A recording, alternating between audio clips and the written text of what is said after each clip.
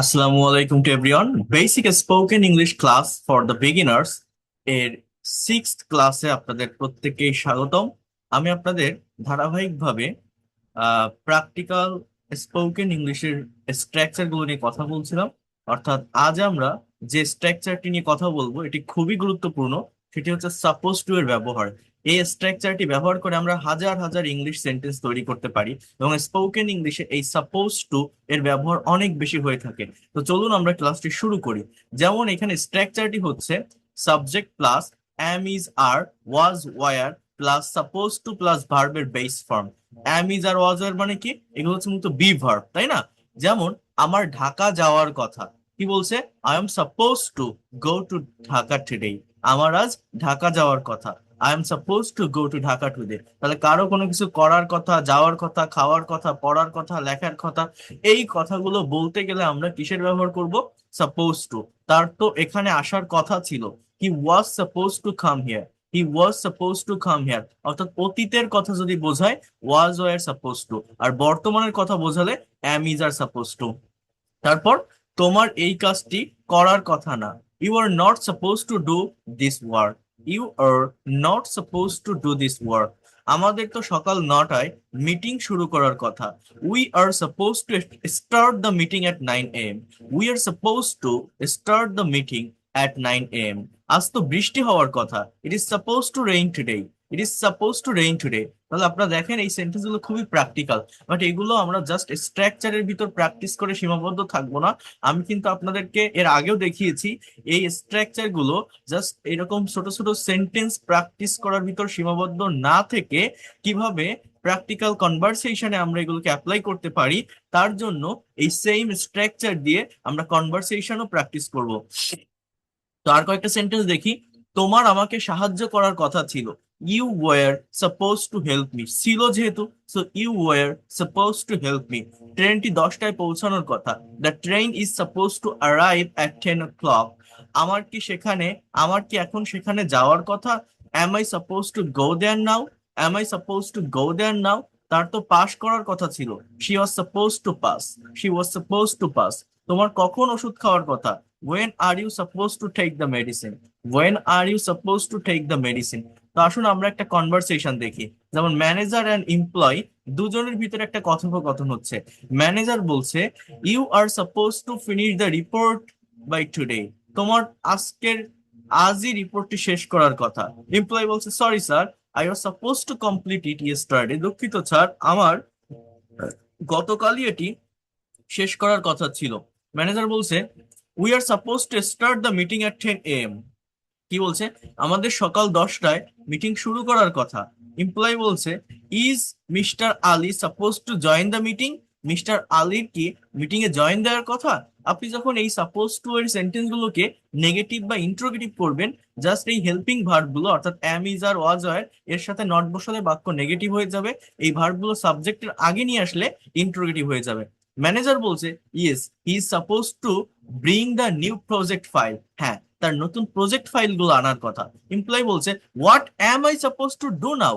আমার এখন কি করার কথা? দেখেন ওয়ার্ডারটা দেখেন, আগে double base word, then auxiliary verb, then subject, then suppose to plus main verb. তো what am I suppose to do now, আমার এখন কি করার কথা? বলছে, you are suppose to mail the client immediately. তোমার এখনই ক্লায়েন্টদের মেইল করার কথা। এমপ্লয় বলছে, why are they suppose to send the payment. তাদের কি পেমেন্ট পাঠানোর কথা ছিল? Why are they suppose to send the payment. Manager বলছে, yes, and you are not suppose to share this information. হ্যাঁ, এবং তোমার এই তথ্যগুলো শেয়ার করার কথা না। এমপ্লয় বলছে, I understand, I am suppose to maintain privacy. আমি বুঝতে পেরেছি, আমার গোপনীয়তা বজায় রাখার কথা।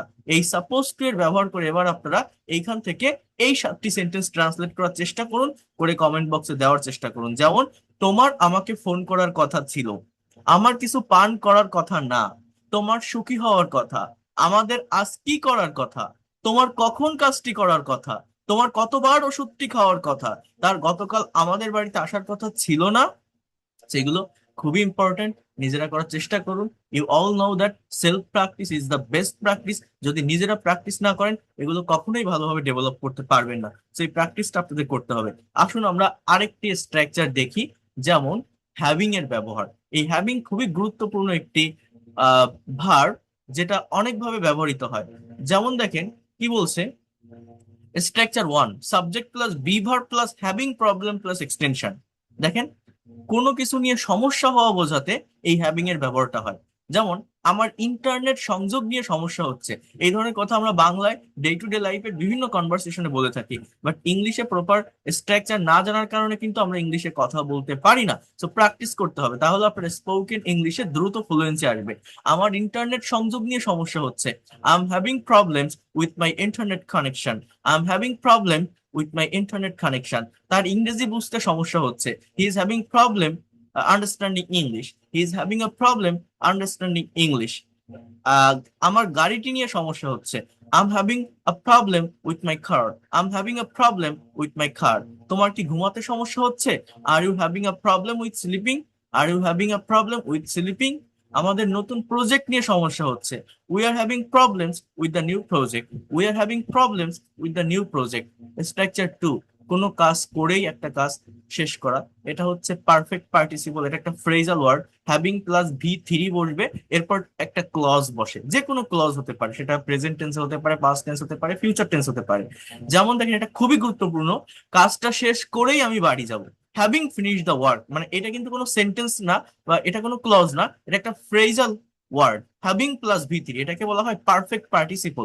এটা as a parts of speech একটা অ্যাজেক্টিভ ফ্রেজ। হ্যাঁ, হ্যাভিং ফিনিশ দ্য ওয়ার্ক, কাজটা শেষ করেই আই উইল গো হোম, এটা একটা ক্লজ বা একটা সেন্টেন্স। আমি বাড়ি যাব মানে একটা কাজ করেই আর একটা কাজ কমপ্লিট করা। খবরটি শুনেই সে কাঁদতে শুরু করলো, having heard the news, having heard the news সে স্টার্টেড ক্রাইং। খবরটি শুনেই সে কাঁদতে শুরু করলো, হ্যাভিং হার্ড দ্য নিউজ সে স্টার্টেড ক্রাইং। ভাত খেয়েই আমি পড়তে বসবো, having eaten rice I will sit down to study, having eaten rice I will sit down to study. তাকে দেখেই আমি চিনতে পারলাম, having seen him I recognised him, having seen him তাকে দেখেই আই রিকগনাইজড হিম।